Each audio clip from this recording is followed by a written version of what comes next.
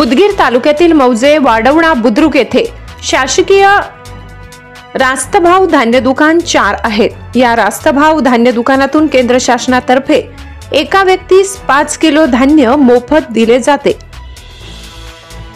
3 kilo गहू व 2 kilo तांदूळ याप्रमाणे घरात जेवढे महिला, पुरुष, मुली-मुले कार्डामध्ये जेवढे नावे आहेत अशा सर्वांना सरसकट एका व्यक्तीस 5 किलो धान्य दर महिन्याला मोफत देण्यात येत आहे।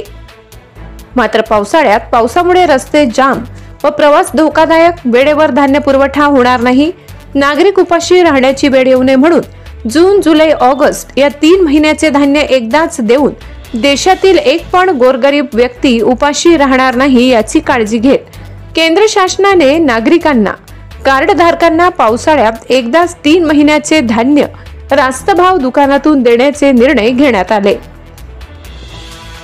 त्याची अंमलबजावणी देखील सुरू झाली। रास्तभाव धान्य दुकानात 3 महिन्याचे धान्य आले।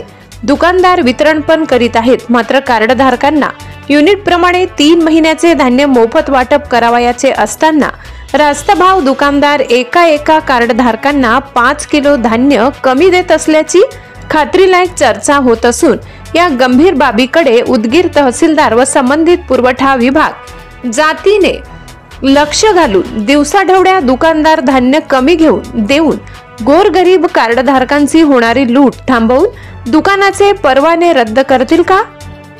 पुरवठा विभागाकडूनच 50 किलो धान्य म्हणून कमी धान्याचा पुरवठा तर केला जात नसेल ना?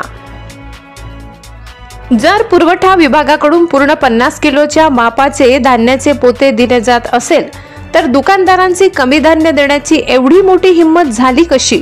हा देखील प्रश्न कार्डधारकांना भेडसावत आहे। उदगीर तहसीलदार यांनी जातीने लक्ष घालून रास्तभाव दुकानदार धान्य कमी का देत आहेत? वाढवण्यातील रास्तभाव दुकानात जायमोख्यावर स्वतः येऊन कार्डधारकांना बोलावून दुकानाची चौकशी करावी। कमी धान्य दिल्याचे निष्पन्न झाल्यास दुकानाचे परवाने रद्द करून गावातील बेरोजगार तरुणांना ग्रामसभा घेऊन नियमानुसार दुकाने द्या अशी मागणी कार्डधारकांकडून होत आहे। या सर्व बाबींकडे तहसीलदार लक्ष घालून कार्यवाही करतील का? दुकानदारांना पाठीशी घालतील याकडे सर्वांचे लक्ष लागले आहे।